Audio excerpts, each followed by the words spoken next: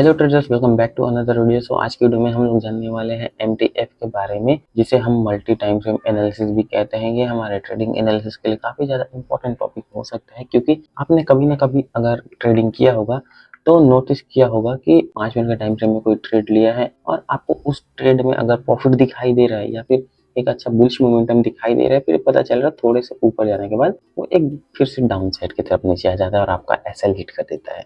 अगर आपके साथ ऐसा कुछ होता है तो आपको इस टॉपिक को देखना बहुत ज़्यादा इम्पोर्टेंट है, क्योंकि हम इस टॉपिक में यही समझेंगे कि बड़े टाइम फ्रेम का किस तरह से यूज़ करके अपना छोटा टाइम फ्रेम में एक परफेक्ट ट्रेड या परफेक्ट एंट्री वाला सेटअप किस तरह से प्लान कर सकते हैं।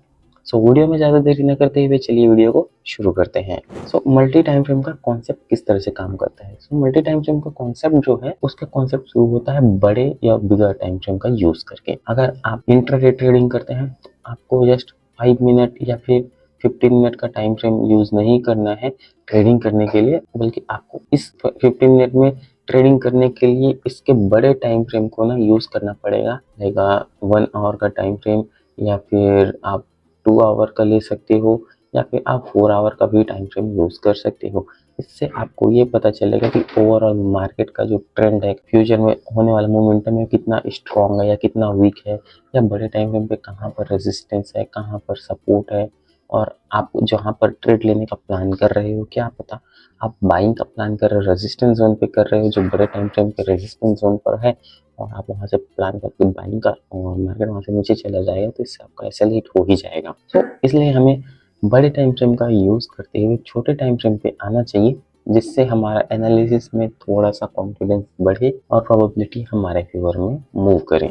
इसके लिए मैं अगर अपना multi time frame analysis secret बताऊं, तो मैं यूज़ करता हूँ weekly time frame, then daily time frame, उसके बाद आ जाता है 4 आवर, 1 आवर एंड 15 मिनट। मैं इन्हीं टाइम फ्रेम्स का यूज़ करके ट्रेडिंग डिसीजंस लेता हूँ। और इसके बाद में 5 मिनट टाइम फ्रेम उतना ज़्यादा यूज़ नहीं करता, क्योंकि यहाँ पर मुझे थोड़े से नॉइज़ ज़्यादा दिखते हैं, क्योंकि यहाँ पे जो आपको वोलेटाइल जो मार्केट रहता है वो ज़्यादा दिखता है, और मैं थोड़ा सा बड़ा टाइम यूज़ करके ट्रेड करना पसंद करता हूँ, रेदर देन मैं एक दिन में 4 ट्रेड 5 ट्रेड प्लान नहीं करता। मैं कोशिश करता हूँ कि एक दिन में सिर्फ 1 से 2 ट्रेड ही लूँ, ताकि मैं कम से कम ट्रेड में ज़्यादा से ज़्यादा प्रॉफिट निकाल सकूँ। इसीलिए मेरा जो रिस्क रिवार्ड रहता है वो 1:7 तक का भी रहता है। ठीक है, चलो मैं आपको इसका एनालिसिस एक बार बताता हूँ।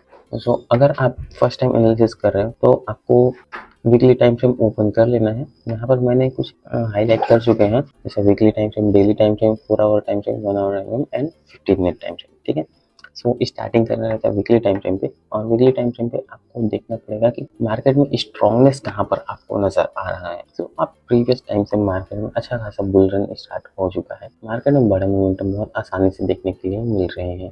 ठीक है, अभी फिलहाल मार्केट करंट कंडीशन क्या है, रेजिस्टेंस जोन के पास है। रेजिस्टेंस जोन के पास है यानी कि यहाँ से हमें मार्केट में एक गिरावट देखने को मिल सकता है। लेकिन ये बड़ा टाइम फ्रेम है, इसमें आपको एक चीज देखना पड़ेगा, आपका जो कैंडल है 1 हफ्ते का एक कैंडल बना रहा है। इसका मतलब है कि मार्केट में आपको इन सभी बड़े कैंडल्स की देखने की जरूरत नहीं है, आपको जस्ट इन छोटे कैंडल्स को देखना पड़ता है जो आपके लिए जरूरी है। जैसा कि आप देखोगे कि मार्केट में यहाँ से 1 2 3 4 5 6 7 कैंडल लगातार एक बुलिश मोमेंटम दिया है। तो कहीं ना कहीं जब मार्केट एक साथ सीधा सीधा नहीं जा सकता, इसे कहीं ना कहीं होल्ड करने के लिए नीचे आना पड़ता है या फिर सस्टेन करना पड़ता है, ताकि अगर ये और ऊपर जाए तो नए बायर्स आके इकट्ठा हो सके, या फिर अगर मार्केट में ऊपर जाता है तो एक सेलिंग आता है। मार्केट में जब प्रॉफिट बुकिंग करते हैं तो मार्केट में गिरावट आती है। तो ये उसी तरह का सिनेरियो समझ सकते हो कि मार्केट में अच्छा खासा बुलिश मोमेंटम आया, देन उसके बाद 1 2 3 4 और आपको 4 हफ्ते तक मार्केट में एक करेक्शन देखने के लिए मिला, जो कि एक पॉजिटिव सिनेरियो रहता है, क्योंकि अगर कोई प्रॉफिट किया है तो उसे बुक भी तो करेगा, और जब बुक करता है तो मार्केट में फॉल आता है। इस तरह से इसमें आपको एक तरह का एक करेक्शन देखते हुए एक अपसाइड का मोमेंटम देखने के लिए मिल रहा है। ठीक है, यहाँ पर आपको ये चीज समझ आ रहा होगा कि मार्केट में अभी बड़ा करेक्शन तो हो चुका है ना। अब इसके बाद से मार्केट में अच्छा खासा अप ट्रेंड है, यानी कि बुलिश मोमेंटम है। क्योंकि अगर आप इसके बाद भी एक करेक्शन के बाद आप देखोगे कि जो प्रीवियस कैंडल है इसको ये कवर करते हुए ग्रीन कैंडल बन चुका है, एक इंगल्फिंग टाइप का कैंडल है। ये पूरी तरह से इंगल्फ तो नहीं कर रहा, बट हाँ आपका इसे ये पता चल जाएगा कि एक्चुअल में जो है मार्केट में इंगल्फ वाला कैंडल बना है जो मार्केट में बड़ा बुलिश मोमेंटम दिखाने के लिए रेडी है। अब इसके बाद यहाँ से अगर आपको कंफर्म हो जाता है कि हाँ अभी मार्केट में जो ओवरऑल ट्रेंड चल रहा है वो अप ट्रेंड चल रहा है, यानी कि मार्केट में नया हाई लगने के चांसेस ज़्यादा है। सो अब आपको थोड़ा सा कंफर्म हो चुका है बड़े टाइम फ्रेम पे। सो अब इसके लिए हम लोग क्या करेंगे, अब स्विच करेंगे डेली टाइम फ्रेम पे। डेली टाइम फ्रेम पे स्विच करने के बाद आपको थोड़ा सा पिक्चर और ज़्यादा क्लियर नजर आएगा कि एक्चुअली अभी जितना आसान पहले लग रहा था वीकली टाइम फ्रेम पे उतना आसान इसमें नहीं दिख रहा है। थोड़ा सा नोटिस करोगे कि बड़े टाइम फ्रेम पे आपको एक रेजिस्टेंस दिखेगा जो कि काफी ज्यादा इंपॉर्टेंट लग रहा है, क्योंकि आप यहाँ से देखोगे कि मार्केट रेजिस्टेंस जोन पे आते ही गिरना स्टार्ट किया है और एक बार में दो बार हुआ है। एक यहाँ पर से हाई लगा के नीचे गिरा है, देन इसके बाद यहाँ पर से भी नीचे आया है और इसके बाद फिर इसी जोन पर आकर मार्केट में एक बार और आपको डेली टाइम फ्रेम में गिरावट देखने के लिए मिला है। लाइक ये एक हो जाएगा दूसरा और ये तीसरा। पर इसके बाद आपने थोड़ा सा देखा होगा इसके बाद से मार्केट में अप साइड का मोमेंटम है, यानी कि इस रेजिस्टेंस को ब्रेक करते हुए इस रेजिस्टेंस को भी ब्रेक किया और ये अपने सेकंड रेजिस्टेंस पर आ चुका है। ठीक है, तो अब यहाँ पर ये आ चुका है। तो यहाँ पर इसे डायरेक्ट तो ब्रेक नहीं कर पाएगा, देन एक फिर से रिटेस्ट करेगा, इसके बाद ये ब्रेक कर सकता है।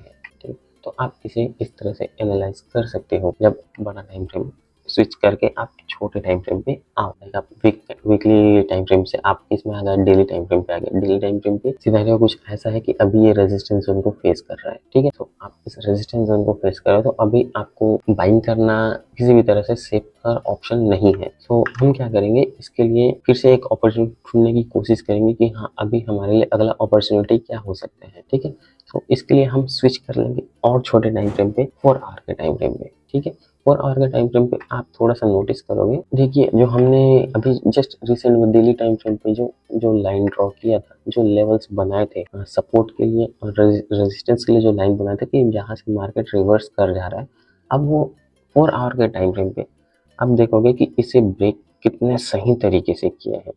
अगर आप 4 घंटे के टाइम फ्रेम पे एक सिंगल कैंडल है जिसने एक बार में ही अपने इस रेजिस्टेंस लेवल को बहुत अच्छे से ब्रेक किया है। ठीक है, सो यहाँ पर से अब आप देखोगे कि 2 घंटे का टाइम, यहाँ पर आप देखोगे कि 4 घंटे का 2 कैंडल बना है। अभी दूसरा कैंडल कंप्लीट नहीं हुआ है, लेकिन आप देखोगे कि मार्केट थोड़ा थोड़ा नीचे आ रहा है, सस्टेन कर रहा है।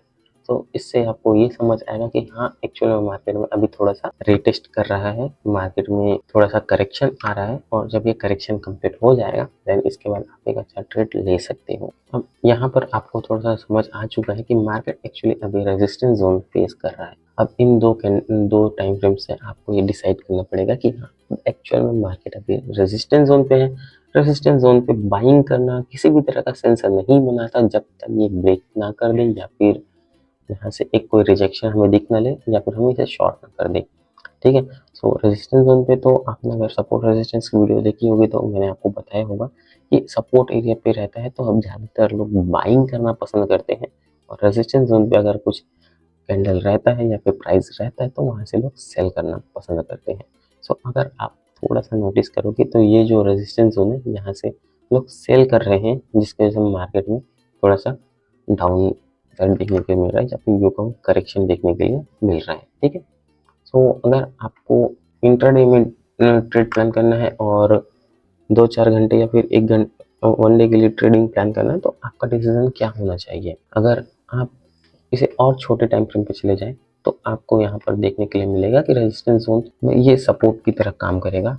जो प्रीवियस जो हमने इसका जो प्रीवियस ब्रेक किया था रेजिस्टेंस, उस जोन को अब ये सपोर्ट की तरह काम करेगा। तो हमें जस्ट वेट करना पड़ेगा छोटे टाइम फ्रेम पे आने के लिए कि मार्केट अब जो ऊपर जो ब्रेकआउट किया है अब इसे नीचे आके एक सपोर्ट की तरह ट्रेड करें जो अपना प्रीवियस रेजिस्टेंस जोन को, ताकि हमें अपना जो बड़ा ट्रेड है यानी कि लॉन्ग साइड का जो ट्रेड है वो हमें मिल सके। क्योंकि हमारा जो वीकली टाइम फ्रेम है, वीकली टाइम फ्रेम के अकॉर्डिंग हमें जो बुलिश मोमेंटम देखने के लिए मिल रहा है, डेली टाइम फ्रेम पे एक रेजिस्टेंस फेस कर रहा है और 4 आवर टाइम फ्रेम पे ये एक करेक्शन कर रहा है और छोटे टाइम फ्रेम पे भी यही है कि ये करेक्शन करके एक अच्छा सपोर्ट एरिया पर ट्रेड कर रहा है। और जब ये सपोर्ट एरिया पे अच्छे से ट्रेड करेगा या फिर ऐसा कुछ पैटर्न बनाता है लाइक बुलिश कैंडल का पैटर्न बनाता है या फिर ऐसा कोई चार्ट पैटर्न बनाता है जिससे हमें थोड़ा कंफर्मेशन मिले कि हाँ अब मार्केट में एक्चुअल में हमें एक बड़ा मूवमेंट देखने के लिए मिल सकता है, देन हम उसमें एक ट्रेड करेंगे और यहाँ से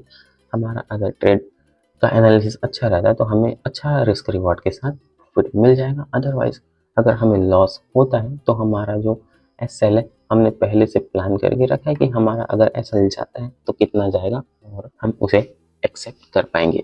सो कुछ इस तरह से आप मल्टी टाइम फ्रेम का एनालिसिस कर सकते हो। अब इसमें एक चीज़ और बच जाता है कि आपने जो बड़े टाइम फ्रेम का एनालिसिस तो कर लिया है, सो अब आपको एंट्री किस तरह से लेना रहता है। सो आप अब देखोगे कि आपके लिए जो जो जोन हमने ड्रॉ किया था उस जोन को आप थोड़ा सा नोटिस करोगे, तो ये जो सपोर्ट जोन है, सपोर्ट जोन में आने का हम वेट करेंगे या फिर हम यहीं से एक अगेंस्ट में ट्रेड प्लान कर सकते हैं कि इस सपोर्ट जोन में मार्केट जब तक नहीं आता तब तक आप डाउन साइड की तरफ भी ट्रेड प्लान कर सकते हो। और अगर आप इस सपोर्ट जोन पर आ जाता है तो आप इसे लॉन्ग के लिए भी ट्रेड प्लान कर सकते हो। बट इसमें क्या प्रोबेबिलिटी है, 50-50 चांसेस है। अगर मार्केट चाहे तो नीचे जाएगा या तो मार्केट ऊपर चले जाएगा।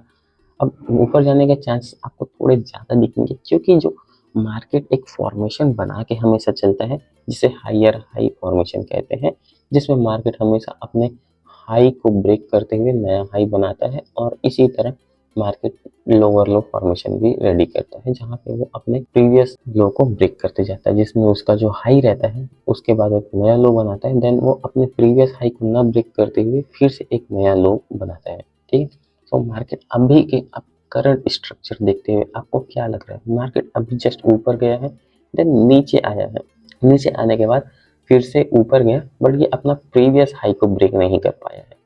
ठीक है, और अपना प्रीवियस हाई को ब्रेक नहीं कर पाया, लेकिन साथ ही साथ ये अपने प्रीवियस लो को भी ब्रेक नहीं कर पाया है। सो यहाँ पर क्या बन जाता है, यहाँ पर बन जाता है आपका एक सपोर्ट रेजिस्टेंस एरिया। देखिए यहाँ पर अगर ये एक सपोर्ट की तरह बन जा रहा है तो यहाँ पर ये एक रेजिस्टेंस की तरह बन जा रहा है। अब इसी पे आप ये छोटे से इसको एक सपोर्ट बना सकते हैं, देन इसको एक दूसरा सपोर्ट बना सकते हैं।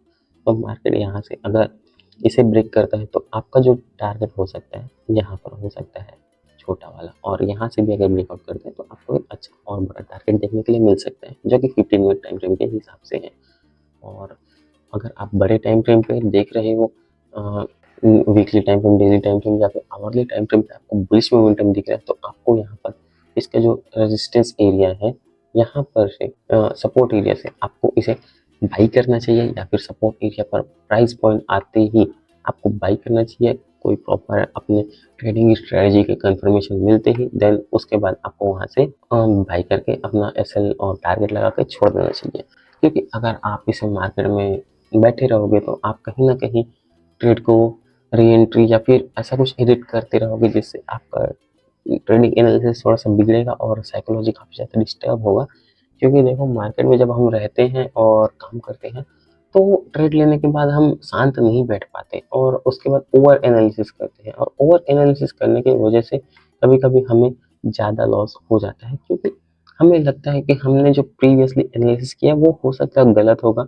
तो जब गलत रहता है तो हम ट्रेड लिए क्यों, क्योंकि ट्रेड लेने के बाद कोई एनालिसिस नहीं होता, जस्ट वेट एंड वॉच होता है। उम्मीद कर रहा हूँ आपको ये चीज़ समझ आएगा और मैं कुछ इस तरह से मल्टी टाइम फ्रेम का एनालिसिस करता हूँ। अगर आपको ये थोड़ा सा समझ आया तो वीडियो को लाइक कर देना, चैनल सब्सक्राइब कर देना। तब तक के लिए बाय।